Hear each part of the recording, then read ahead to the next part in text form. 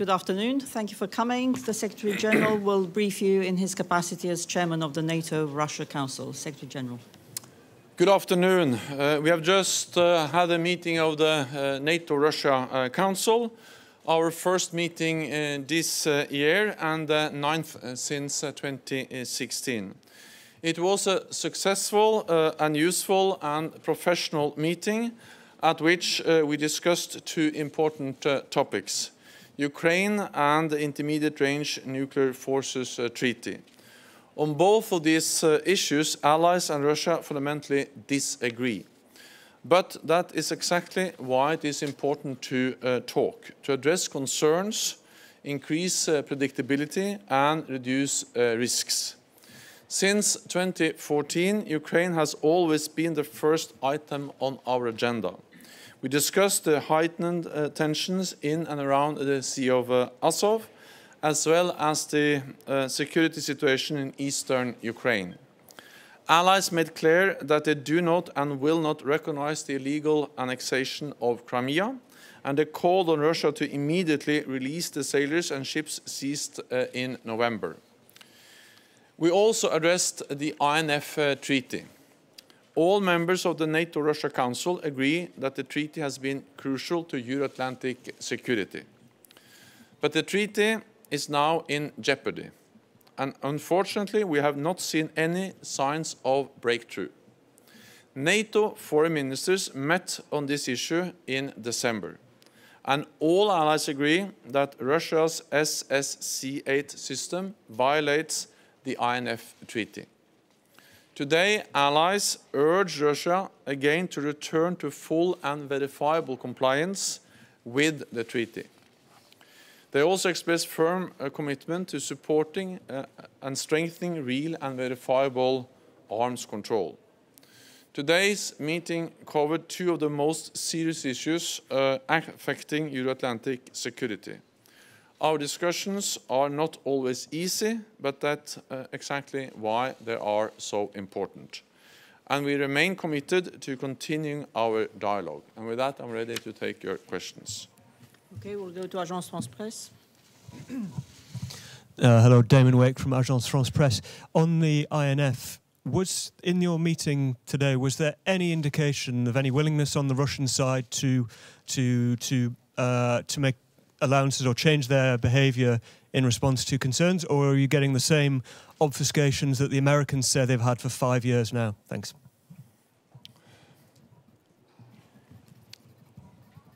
There was no real progress in the meeting because Russia did not indicate any willingness to change their position.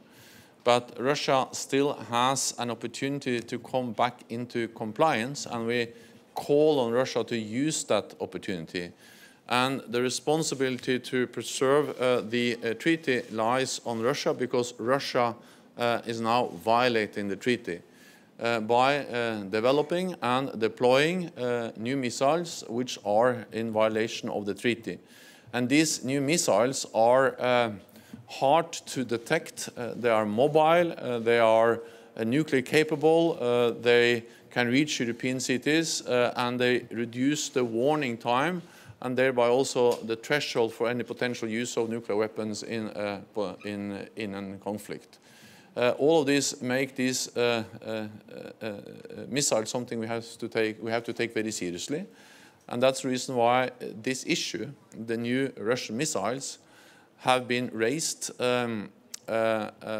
This issue has been raised by two US administrations over several years, and it has been raised from the US side in 30 high-level diplomatic meetings or engagements with Russia to try to get Russia back into compliance. Then at the NATO foreign ministerial meeting in December, all allies clearly stated that Russia is in violation of the treaty. We call on Russia to come back into compliance with the treaty.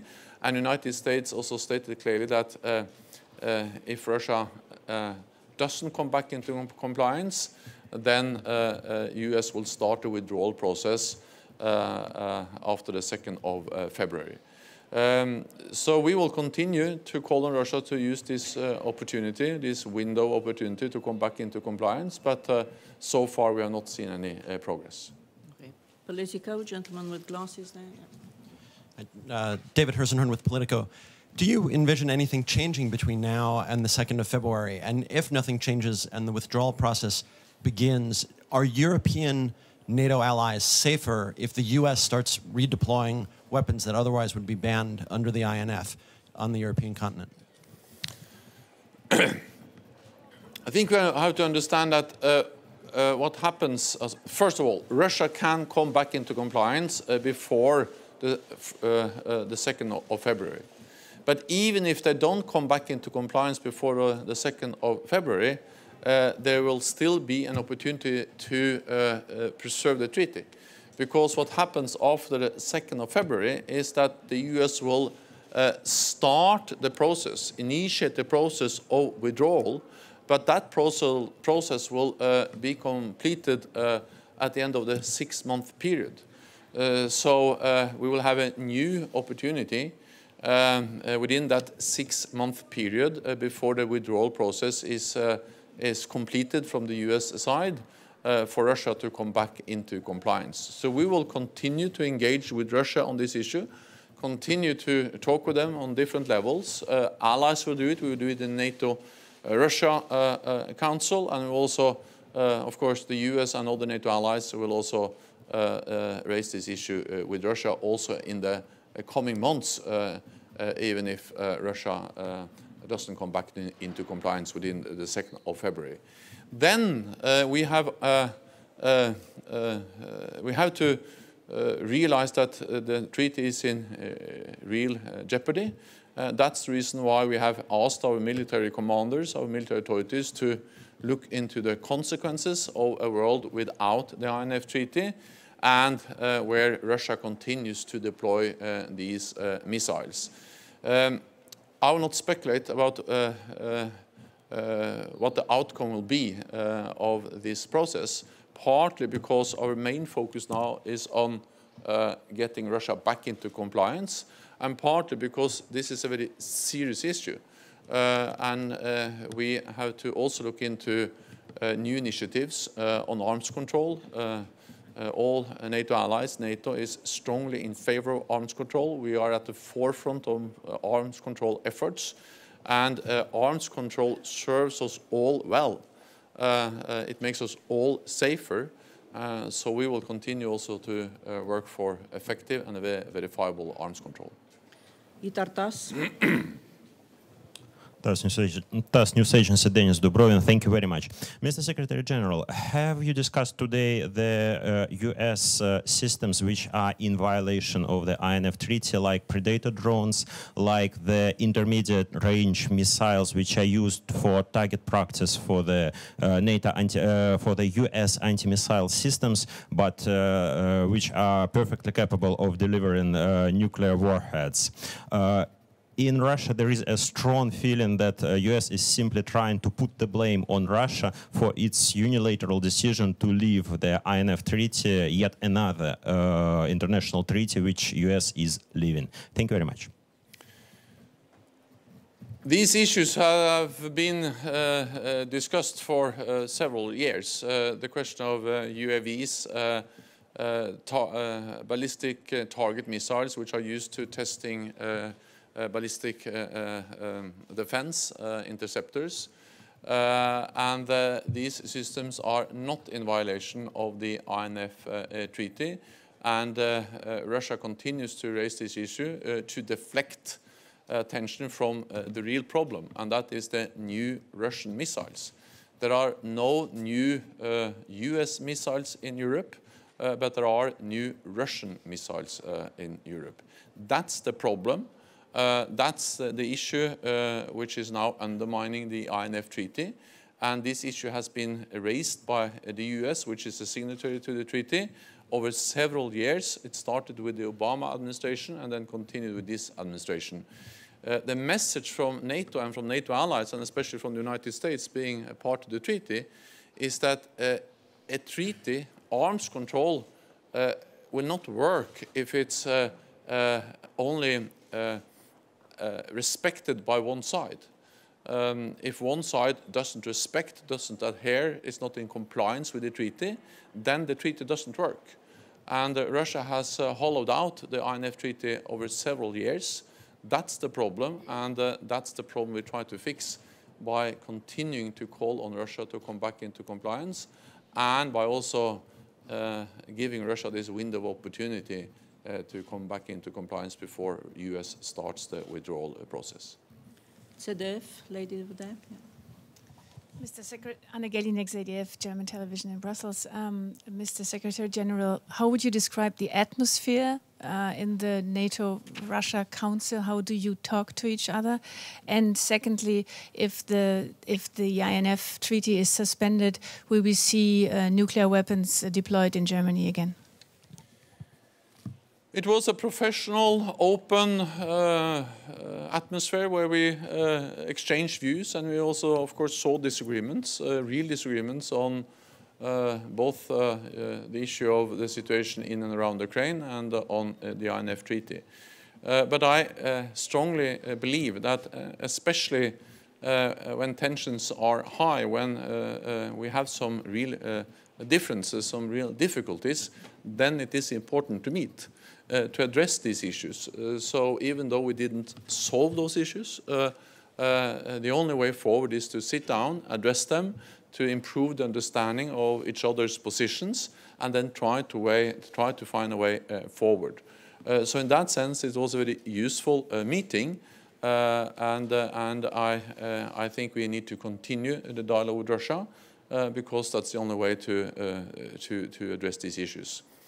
As I said, it's much too early now to preempt what NATO will do if Russia continues to violate the treaty and the treaty is then also not longer effective. So we will come back to that because it is a very serious issue. We have to make sure that NATO continues to provide credible and effective deterrence and defense. At the same time, we don't want a new Cold War. We don't want a new arms race. So what we will do will be measured. It will be defensive. And we don't mirror what Russia does missile for missile or plane for plane or battle tank for battle tank. We need to make sure that we have effective, credible deterrence, but not necessarily mirroring exactly what Russia does. And at the same time, we will continue to work for arms control and also welcome the initiative by Foreign Minister Heiko Maas to convene a conference in Berlin to address arms control and how to make progress on arms control. So we will, of course, address the military aspects, but also continue to work for effective arms control. Deutsche Welle NPR.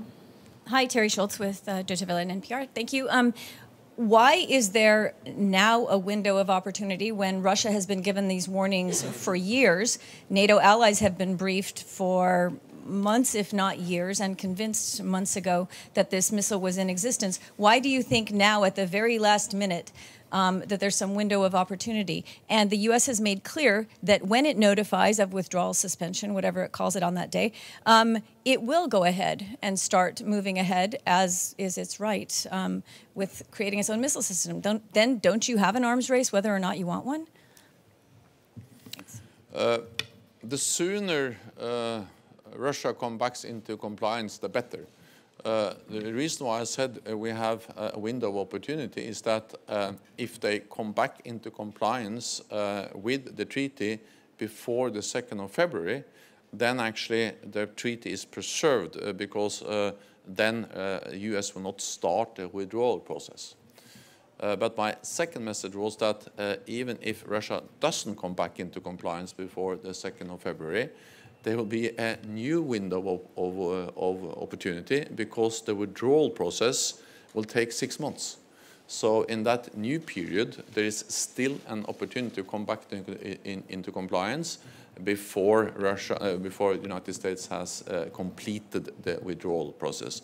After that, then the treaty has ceased to exist. But again, we have to remember that a treaty has no value if it's not respected, if it's not adhered to. So the problem is the existence of the new Russian missiles in Europe. That is what's undermining and hollowing out the INF Treaty. That's why NATO allies so strongly urge Russia to come back into compliance in a transparent and verifiable way.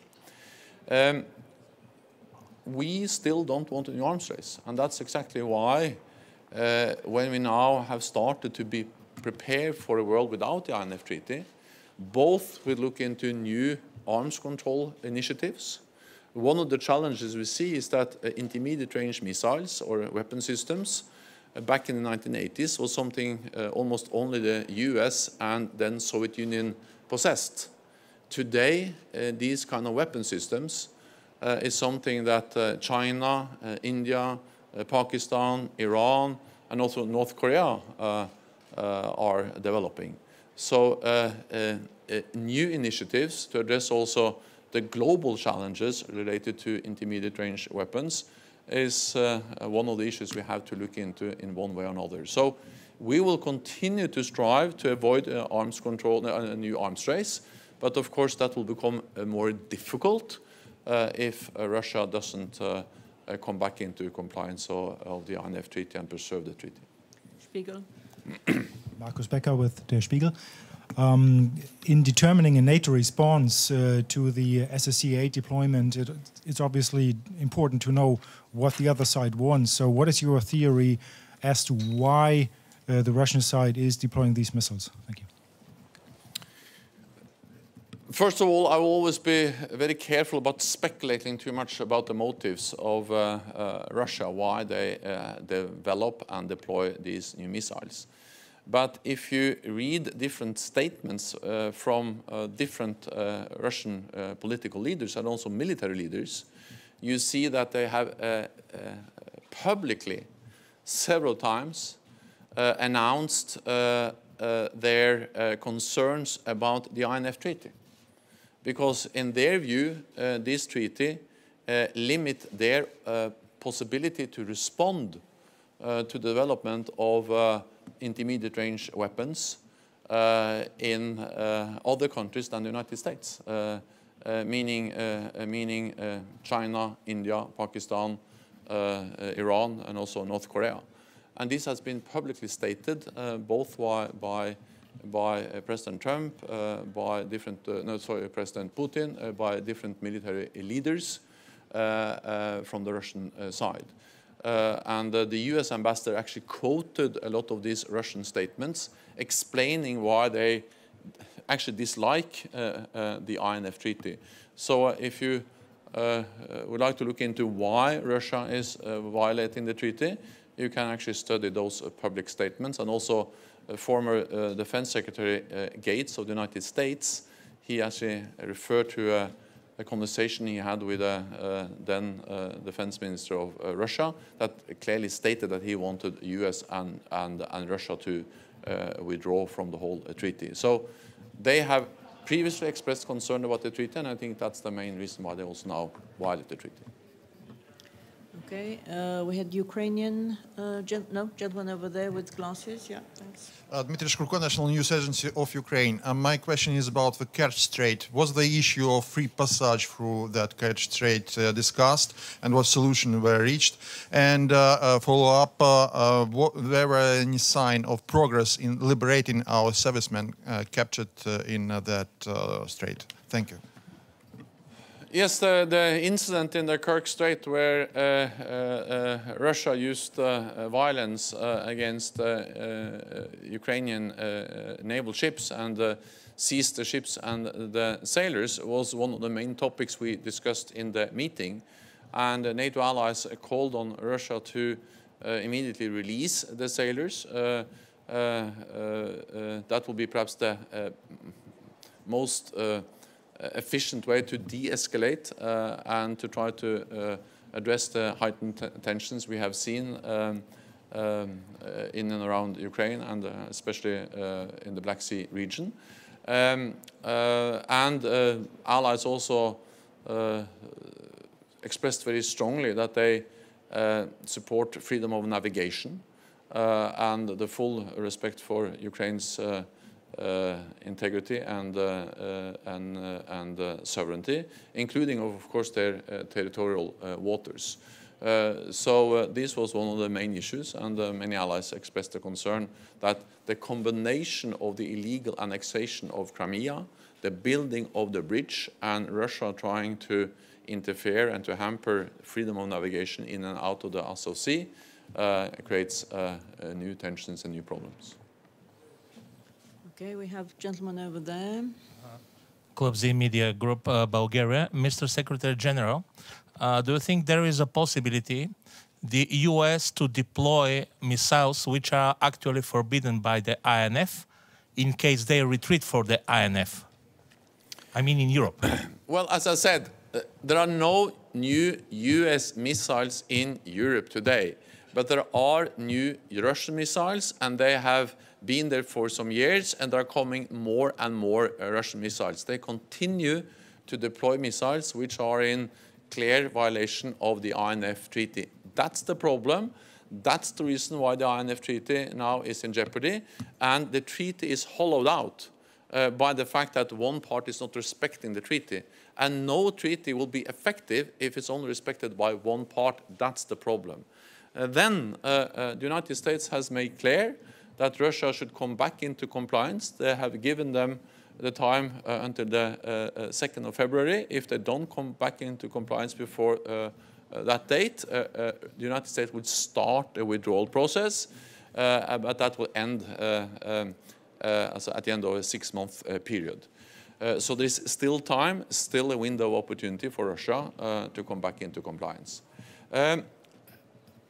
We have started the process of looking into what we will do if Russia doesn't come back into compliance.